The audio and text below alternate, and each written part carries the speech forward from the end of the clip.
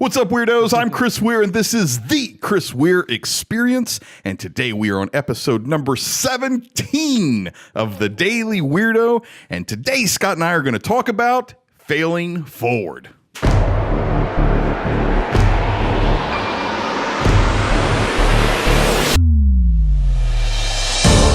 What's up, guys? Scott, welcome back. Hey, thanks for having me, Had a few weeks off. Yeah, something well, like that. Christmas, Feels New like Year's. 4 weeks, yeah. Well, I took 2 weeks off, so I went 2 weeks without posting anything. I took 2 weeks off myself. And I think it was the week before, though, you took, or how many weeks? I don't even know. Did you just have the 2 weeks off, too? I had the 2 weeks off, too, and I came back to heck, on the 3rd. You took a vacation, though, over Christmas, we right? went. Yes, we went to Denver. We went to the Great White North, Denver.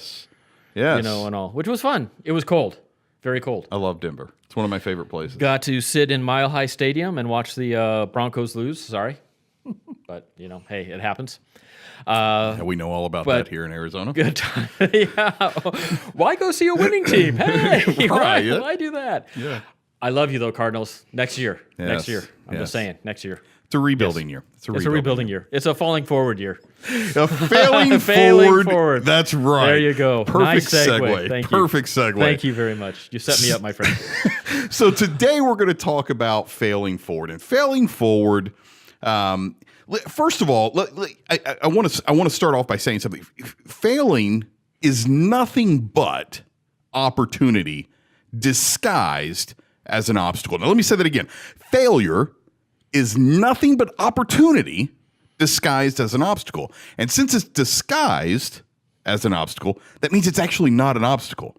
So failure isn't an obstacle. It's not a problem for you. It's actually an opportunity. True. As long as you perceive it as such. That's the thing. Exactly. That's your perception. Well, and what's great about it is we control the perception. Mm-hmm. We get to define what failure is for ourselves because it's all contextual. True. It's all subjective. Failure is subjective. I define failure this way. You might define it completely different, right? Failure for me may be financial failure. Mm-hmm. Failure for you may be number of clients. It may be number of personnel. It may be square footage in your building. It could be a number of things. Failure could be any number of things, and we get to define that for ourselves. So that means if we get to define it for ourselves, we get to dictate our reaction to it. And we can redefine it if we so choose. So not letting your failure control you, but you controlling your failure. Exactly. So if I say falling forward with it. Exactly. Failing forward, not actually falling forward. Don't fall. That's dangerous. Fall. That's dangerous. That is, there are OSHA requirements, insurance. You don't want to go there. But that's the welcome to 2019 spill. It's going to be all OSHA this year. No. So listen. So failure is so if we establish and we can all agree that failure is an opportunity, right? It's not an obstacle. 100%. It's not. Let's all come to the agreement that it's not a roadblock. It's not something that's going to stop you in your tracks. I think so many people are so afraid of failing because they feel like it's going to be a scarlet letter, that they're stuck with it for the rest of their career, and they're always going to be judged by that singular failure that they had, which is ridiculous, number one, because it's not, and it never is the case. Well, and actually, it can help define you in how you react to the failure. Absolutely. To your peers, to your clients, to your whatever, how to you yourself. React to yourself. Yeah.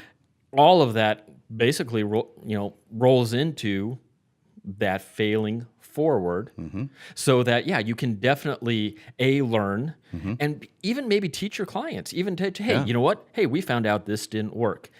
You can relay that into, hey, I failed in this thing, or you can say, hey, you know what? I learned a way not to do something. And that's a big thing that you can actually, I don't want to say spin, but I kind of do mean spin of saying, you know what, hey, Doc, this didn't work.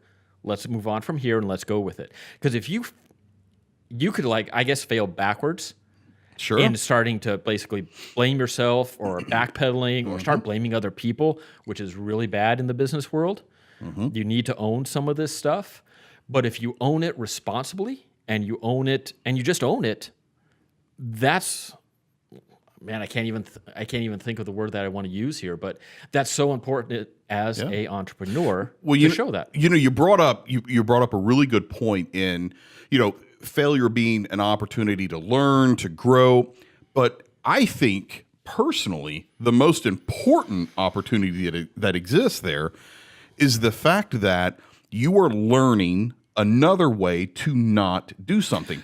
Now, here's the thing, right? And this is something I think a lot of people get confused on. There are more right ways to do something than wrong ways. Now, I think the popular belief is, no, there's more. You can do things wrong more ways. I don't believe that to be true, because I believe, again, right and wrong is subjective.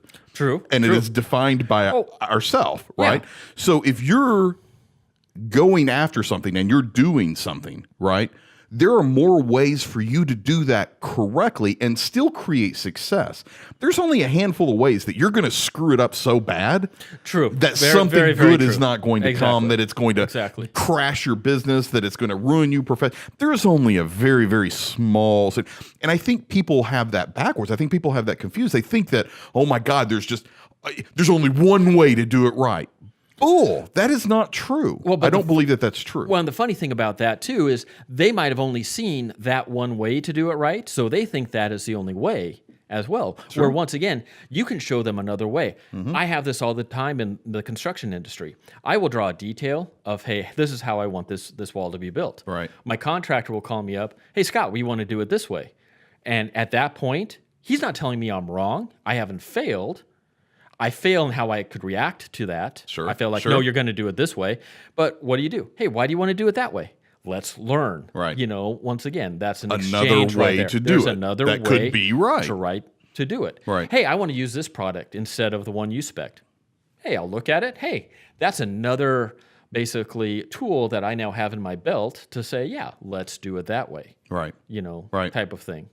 And so even in addition to or so there's these opportunities, right, that we're talking about where there's more ways to do it right than wrong. So in the example you just gave, there's a handful of ways, whether it was your idea or was the contractor's idea, maybe even the client's idea, whatever, right? It's anybody's idea. Could create. What's the old saying? There's more ways than one to skin a cat, or something. There's 100 ways to skin a dead cat. Yeah, exactly. So I mean, at the end of the day, right? There's all these different directions, but there are going to be times as well that you just flat did something wrong, right? No, that it wasn't. I mean, right? I mean, no, you're 100% right. I mean, you're 100% right. It's 101 ways how to skin a business, right? I mean, I don't know, but I mean, so there's all these opportunities there's all these circumstances, I should say, where you're going to make a mistake, where you're going to have done something incorrect. That's going to require you to correct it and move along.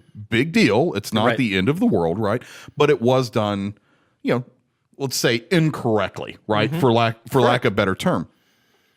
If you're going to be an entrepreneur, you're going to be a professional, you're going to be in business, you have got to learn to love losing. And I know that sounds counterintuitive, so let me explain myself. What I mean by learn to love losing comes back to kind of what we were talking about. Every single time you lose, you have moved forward. You have grown in knowledge and experience. Exactly. Again, you've learned another way not to do something. I believe very firmly that fearing failure is the grown-up version of being a poor loser. Right? Oh, I mean, we teach our kids in sports all the time to be a gracious loser. Be a gracious loser. Exactly. Be a gracious winner. Yeah. All of that type of stuff. Yeah. I think fearing failure is the grown-up version of being a poor loser. I can 100% agree with you on that one. Because 100%? 100%. Not like 99, just full 100? I'm all in, man. I Damn. am all in. All in. Well, because it kind of goes back to that whole thing of you owning that mistake. I mean, I see it too many times in my industry of, oh, it wasn't on the plans. Oh, he told me to do this. Oh, he told me to do this. Just own up to it. And then you start looking like a team player. And you know what? That team is going to help you through this and all. And every once in a while, you're going to find out, hey, you can take each other's backs. for this and get through any problems. If you are that gracious, loser type thing. If you are that person who says, you know what, I'm going to own up to this. I just learned about this. Right. And I'm going to, move forward saying, hey, you know what? This is what happened. We're going to get it done this way. Yeah. Well, it's funny because as I was thinking about and thinking on this topic, and I've been thinking about failing forward a lot lately, because I think it becomes a major handicap for a lot of people. I think a lot of people don't do things because of the fears that they might have. But I think that's one of the things too. It's also often caught, that was a setback for you. Well, no, I don't want it to be a setback. Right. I'm not going to step back. That's determined by you. Yeah, I'm not going to step back or setback on this, because if you set back or step back on it, you're dwelling. Right. You're not moving forward. Just like we said with the ducks in a row, you have to be moving forward with all this. You don't want to get, if you're stepping back, you don't want to get in the circular thing of, I could have done this, and this. You didn't. Plain and simple, you didn't. Move on. Move forward. Learn from it. That's it. Move forward. Yeah. I tell all my clients, when they look at my contract and they look at it like, wow, that's 6 pages long. And, I joke with them saying, you know what? When I first started, it used to be 3 pages. That extra 3 pages is everything that I've learned over the 10 years that I've owned my own business of saying, hey, you know what? I need to protect myself here, and I need to protect my client here. Yeah. This is, goes both ways here. It's not only protecting me, it's for your best interest as well, so that we can have those expectations of what I am going to do for you and what to expect on this project. But all of that 6 pages is that failing forward. Right. That all my leaving drawings. That out bit you in the butt that time, so you remembered, okay, now I got to add this to the contract. Hey, you know what? My client, there was some confusion as to whose responsibility that was. Now there's not that confusion, type of thing. Right. You've laid it out very clearly in a contract. And I'm sure it's going to go to 7 or 8 pages someday. The more our society continues to move to litigation, exactly, absolutely. But and as I was, I've been thinking about this, and as I was thinking specifically about our conversation for tonight, I didn't even think about this. It just hit me just a moment ago when you were talking about not making excuses. My oldest daughter is a competitive swimmer, so and she's pretty good. I mean, she is fast, okay? She is. Fast. She's really, really good. She's got an opportunity, a very, very good opportunity for potential college scholarship. We're already talking with a particular university here in Arizona. So, but this year there are very, very important milestones she needs to hit, right? If she doesn't hit these milestones, it really is, we're either going towards scholarships or we're going not, right? I mean, it's really coming down to a defining point in her swim experience to this point. And so her and I got hit up by somebody the other day. I don't even remember who it was now. Jeez, I wish I could remember, but they asked me, what's my New Year's resolution for 2019? And I shared with them, I don't do resolutions. I don't like New Year's resolutions. That's not how I think. First of all, nobody holds them anyway. Nobody does them. So it's like, you just make this fake, and I'm going to lose 20 pounds, and you don't. And it just is what it is, right? And then you gain 20 pounds, and you're like, exactly, right. I mean, it's like, whatever. Nobody really holds it. So, and I think like a marketing guy anyway. So I come up with slogans for my year. Well, my oldest daughter and I sat down, and we came up with a slogan for her this year, and it's no excuses, just results. She has that tendency of, she gets to the wall, the race is over, and didn't quite hit the time she wanted. It was because of this. X, it was y, because or of Z. that. It was. And this the sun was in my eyes. My the daughter wind was blowing. No, my daughter's 15 years old, right? So I mean, she's learning these lessons. So it's not. I'm not putting my daughter down. We're adults. We should have learned these lessons much longer. But that's the thing, is we're kind of talking about this whole concept of, look, when you fail, own that failure. Be okay with that. Don't be a poor loser. Don't be a poor winner. Don't be a poor loser. Take that failure, take that loss, wear it as a badge of honor, as a badge of, I've moved forward and I've now grown a little bit from where I was prior to that, instead of wearing it like a scarlet letter. Exactly. Right. And I think that's the thing that's holding people back, is they feel like they're being branded. My God, if I was branded, if I had to have a tattoo for every failure that I've had in business, you wouldn't even be able to see me. Right? Like I saw this guy the other day in Old Town Scottsdale that his whole face was tattooed. That was me. That would be me, right? I mean, if I had to have a tattoo for every single failure that I've had in my life, but I don't believe I would be where I am today if it wasn't for all those failures, right? Same as the successes. Exactly. And this isn't to mean, is no way saying, hey, don't do your best. No, of and course everything not. As well. But just to let you know, hey, there are going to be times you might think you're doing your best and you still might fail. There might be some simple times when you just mess up, Absolutely. plain and simple. Absolutely. You might miss a deadline. Once again, fail forward.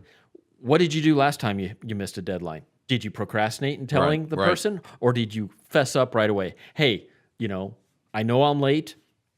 Don't even give an excuse. Because it's going to look like an excuse. I know I'm late. I'm going to get it to you X, Y, and Z. And then you got to hit that date because you know how uncomfortable you feel telling your client, hey, I missed this deadline. And identify, I missed a deadline today. And identify, like you were going there. Identify what it was that caused it.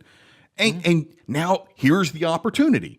You identify what it was that caused you to lose or to fail or whatever, the situation was.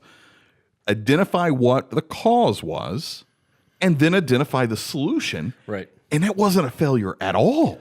That was a growth. That was a success in every sense of the word. Because if you fail does not make you a failure. That's right. And I think that's the big thing. People say, that's I like that. I failed. I'm a failure. No, you're not a failure. Right. You messed up.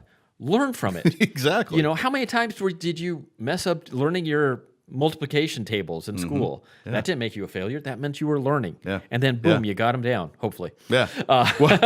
Unless it was algebra. Unless it was algebra. But you know what? I mean, X equals 7. And all I think the time. even X equals 7. Just kidding. Don't even get me started.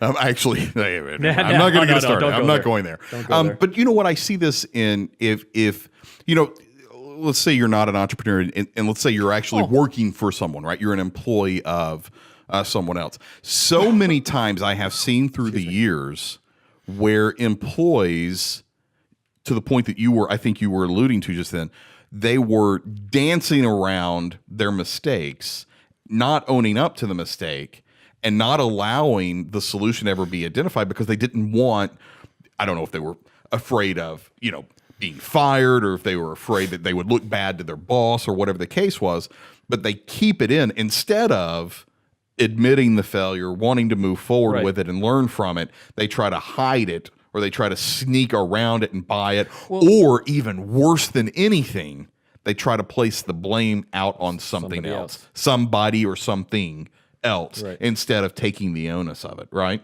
Oh, exactly.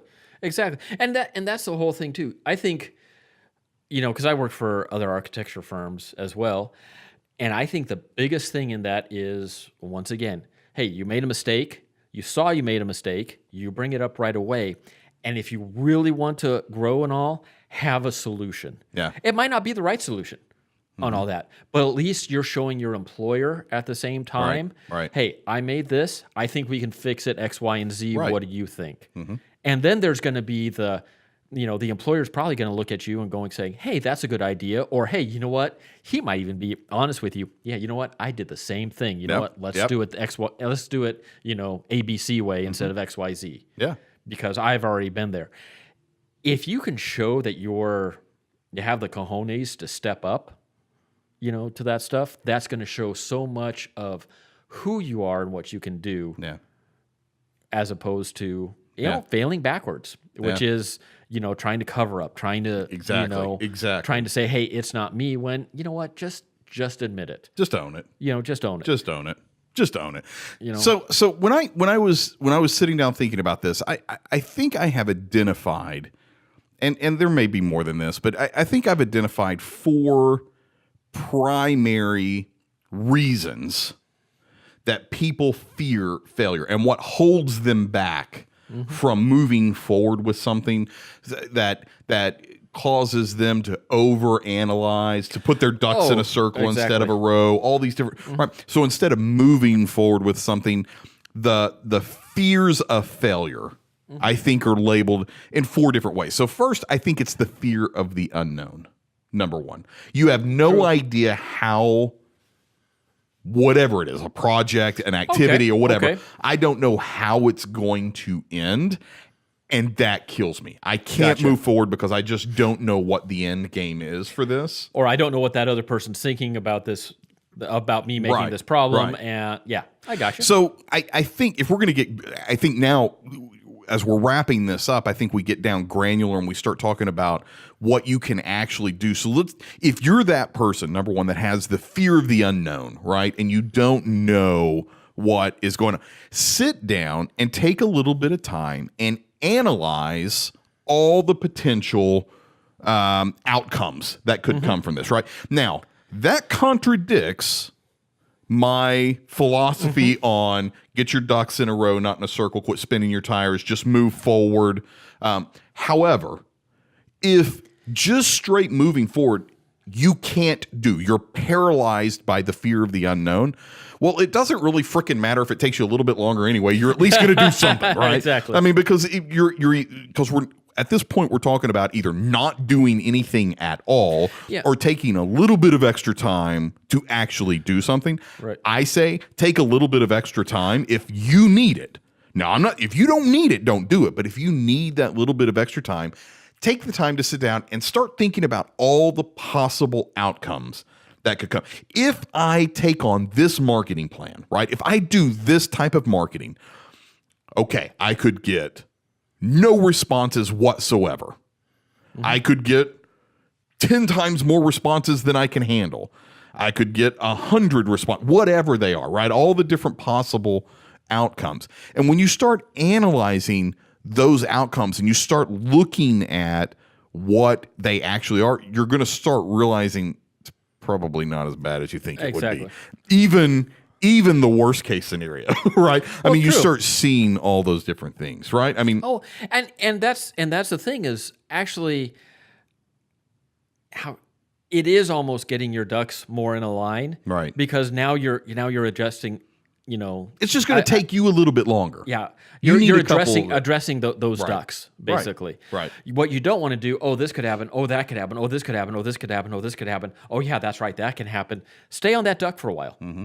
That might not sound right, but stay on that topic for a while. I'm sorry about that. Stay on that topic for a while, and see it through, and then go to the next one, and then go to the next one, go to the next one, and say, because there's probably not going to be 20 different outcomes here. You're going to know those outcomes pretty well. The possible outcomes. Outcomes. Right. And then you're like, you know what, this, and this. Hey, here's my start point A. There's my next step B. There's my next step C. Yeah. And then take them. And what ends up happening when you visualize that and you actually sit down and you think about all those different possible outcomes, you can then start reverse engineering, right? So now you can say, okay, that's the outcome. Work yourself backwards to your starting point and make sure you're taking on the task or the movements that you need to take to reach whatever outcome it is that you're wanting. And by visualizing that, by sitting down, putting it on paper, putting it up on a whiteboard, whatever the case is, you actually see it. Then you can reverse engineer and get back. The second reason for fearing failure is the fear of getting a negative reaction. And I think this is more relevant in today's social media times than ever before. Oh, true. Where people are so concerned about getting a dislike or a thumbs down or being unfriended or a negative review on Yelp or, a negative review on Google or getting a 2-star review instead of a 5-star review, so on and so on.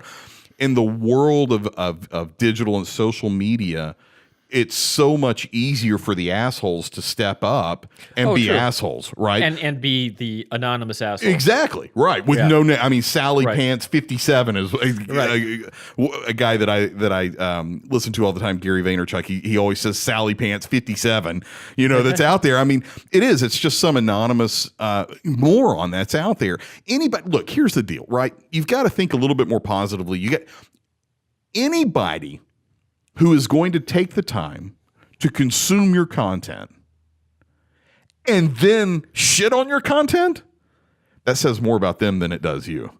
Amen.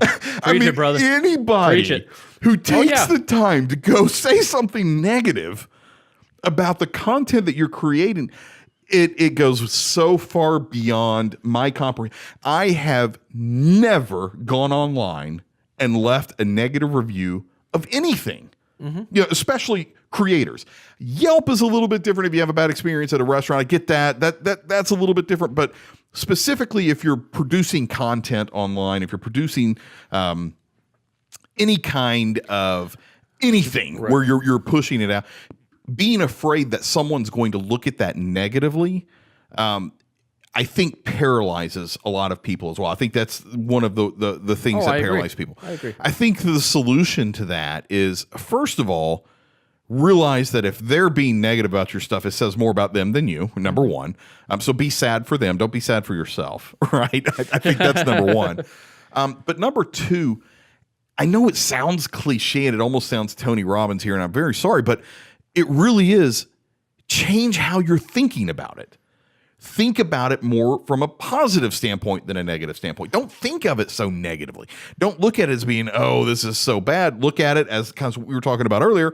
Oh, okay, so they pointed out something they don't like. Is that something that I can fix, or is that just subjective opinion and it just kind of is what it is? Was it where they were at that day? Who knows? They're just in a bad mood, or legitimately they have something that I need to fix. But if you don't go at it with fear, you go at it with that positive approach where I'm going to come away from whatever the situation is better than I went into the situation. You're going to identify if there are areas for improvement. You'll identify those areas for improvement. But if you go in negative and fearing it, it's just not. It's not going to pan out. It's not going to work for you.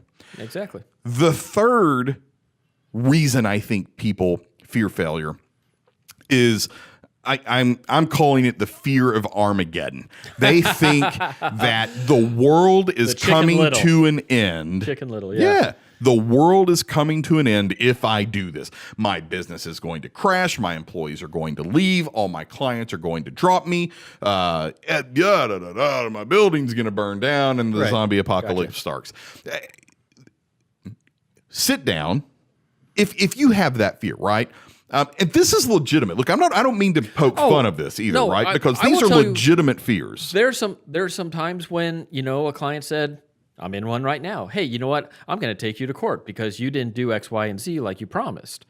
And it's hard to tell them, well, I didn't promise X, Y, and Z. I promised A, B, and C. But they don't see it that way. Right.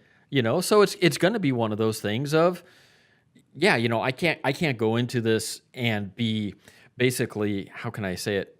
My feet in cement or concrete and not do anything. Yeah. No, you got to learn from it. What is this? If you were to face this situation with that level of fear, that worst case scenario type fear, I think that causes you to start making decisions that are only going to exasperate the situation. Exactly. Because now all of a sudden you're going to become a whole lot more combative. You're going to become Papa Bear to your business. Exactly. And you're going to put, you're going to go to fisticuffs. You're going to be ready, not literally, but I mean, just saying you're going to be ready to defend you're yourself. loaded for bear. Exactly. You are loaded for bear.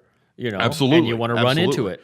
So I think the biggest advice that I can give is look at what the worst case scenario could be, right? So take the situation that you're facing. Now, yours is a little bit different. Most situations, again, that you face, if I do this marketing program, very different than if I'm sued, right? But if I do this marketing program, what's the worst possible thing that could happen?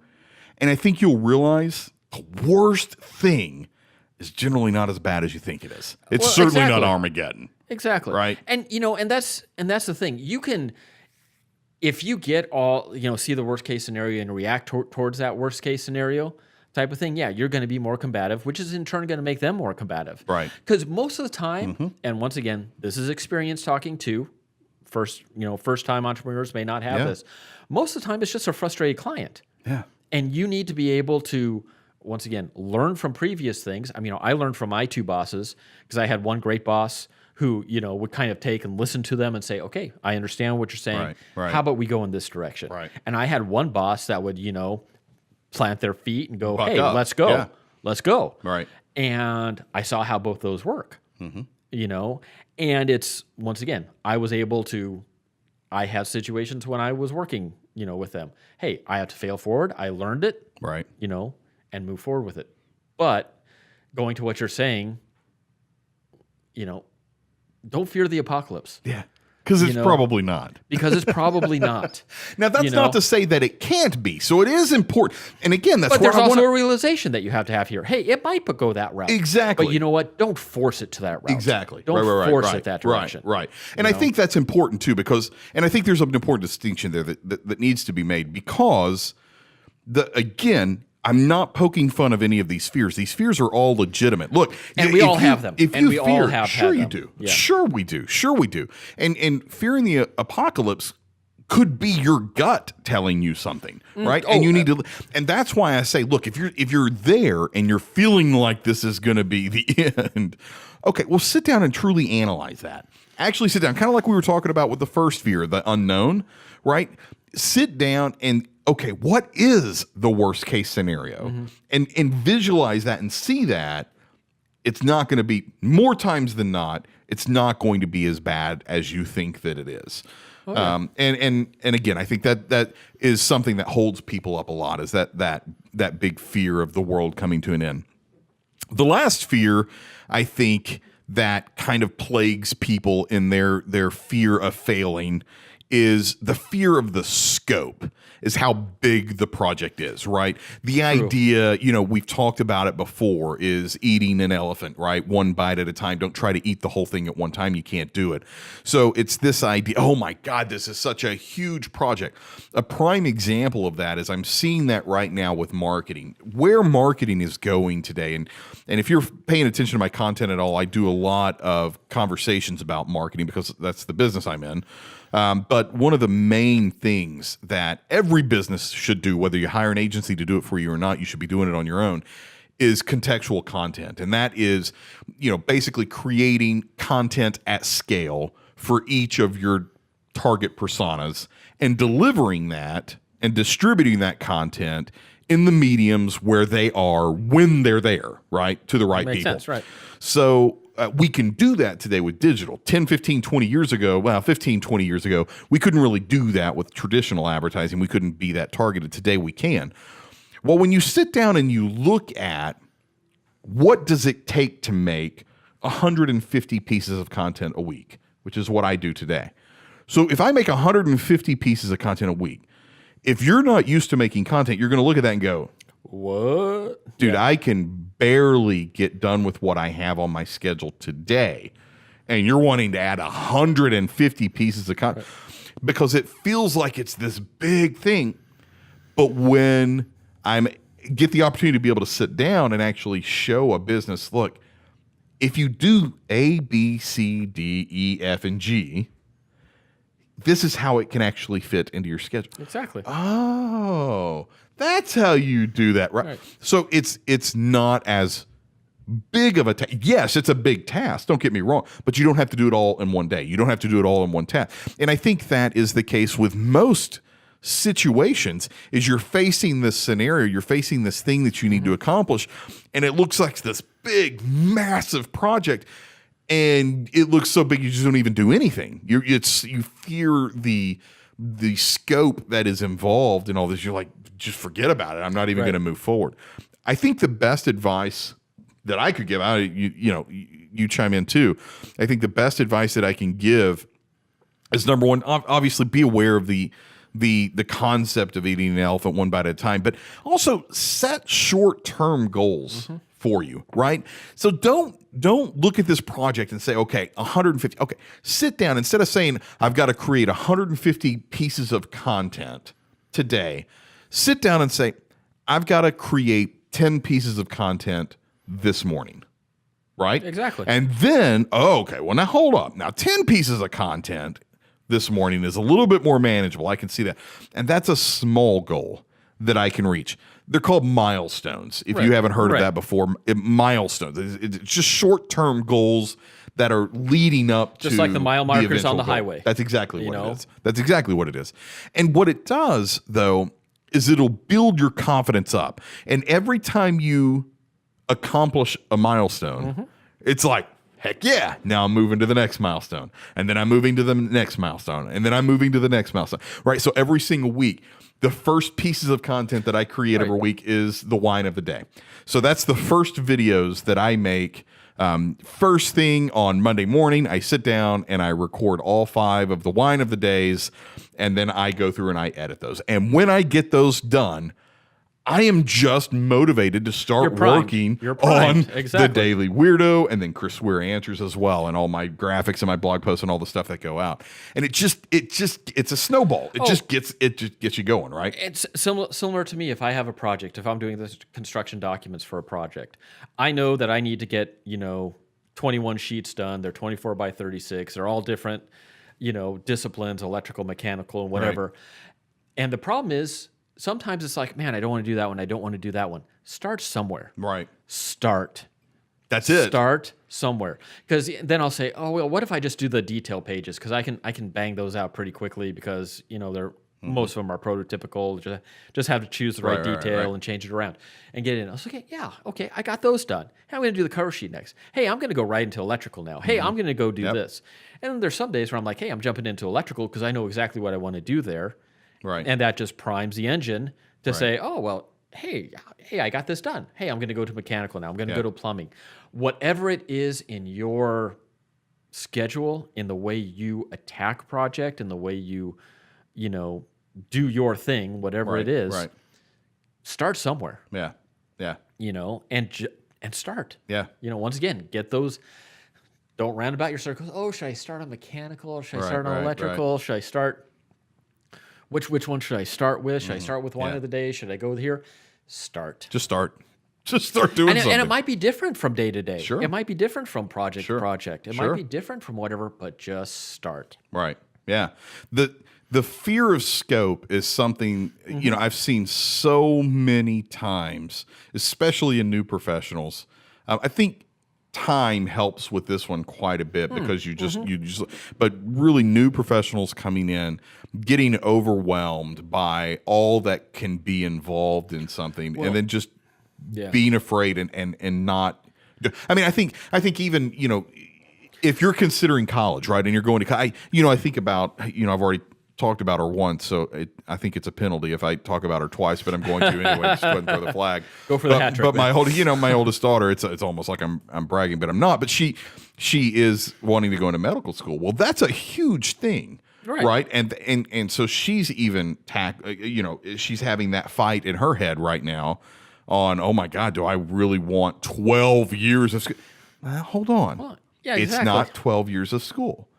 You've got your first 4 years of undergrad, like everybody else does. So just get that done. Let's just start there. Let's just work on that. And then we'll move to the next step, and then to the next, whatever it is. Then I don't even know what they are. I'm going to sound like an idiot if I do it, and all the doctors are going to make fun of me. But whatever they are, right? Those different levels you have to become a surgeon. Take those steps and break those up. Don't sit there and say, I've got 12 or 16 years of school. Right. No. You've got this stage first, then you've got this stage, you got that. Same thing for marketing, same thing for sales, same thing for operations, same thing for hiring personnel, right? I mean, that's something that you and I have talked about, right? Is building your staff up. And I know, right? So don't start, like we talked about, okay, don't bring in 4 or 5 people at one time. Let's start with one contracted employee and build from that, and then transition over into maybe bringing that person on full time. And it's going to be the whole failing forward. Hey, that didn't work. Maybe this will. Hey, that didn't work. Maybe this will. Hey, that worked. Great. Let's go in this direction. Hey, that worked. Great. I mean, it's a series of things. Yeah. Here it's just not one big step. Yeah. It's a marathon, not a sprint. Oh goodness, gosh! If you're going to be in business, you have got to learn to be a marathon runner, not a sprinter. Amen. And listen, and in preparation and preparing, and marathon runners do not practice like sprinters. Oh no, there's a reason for that. Right? Most marathon runners don't even when they're training don't even run a full marathon. Exactly. So don't look at those who are trying to speed through stuff and take shortcuts and all that kind of stuff. That's not who you're wanting to follow, right? If you're going to be an entrepreneur, you're going to get into business. I just knocked my microphone down. Excuse me. If you're going to be in business, just understand that you need to get good mics to help. Yeah, I'm not doing a cut here. We're going through it. Go through it, man. Just go through it. We're just going through it. We're pushing through. Whatever. Push it All through. right. Well, I love this topic. I think it's one that, quite frankly, is not talked enough about. Do not fear failing. Don't fear it. Be okay with it. Accept it. Learn to love the loss as much as you love the win, because, quite frankly, it's up to you how you even classify that. So exactly. That loss can be a win. Well, You can turn that into a win for yourself every single time. exactly. And I'm going to go back to the Wayback Machine when I was a teacher's assistant in college, and teaching, some of the freshmen and sophomores coming up. And I was like, well, you know what? You're going to learn a lot more from these professors when you fail than when you get, hey, good job, pat on the back. Absolutely. You're going to learn a lot more, because sometimes when you succeed, man, how did I do that? Right. How did I do that? But the nice thing, when you fail, you know exactly what not to do the next time. Yep. That's So, beautiful. there you I go. think it's a perfect way to cut this off. Guys, thank you so much for paying attention and watching Yes, this video thank you. today. This was a little bit longer, but I think it is such an important topic, and I really appreciate you guys sticking around and watching this. I'd love to get your feedback. Leave me some comments, subscribe, do all that stuff that you're supposed to do on social media, and we will see you on the next Daily Weirdo. Thanks, guys.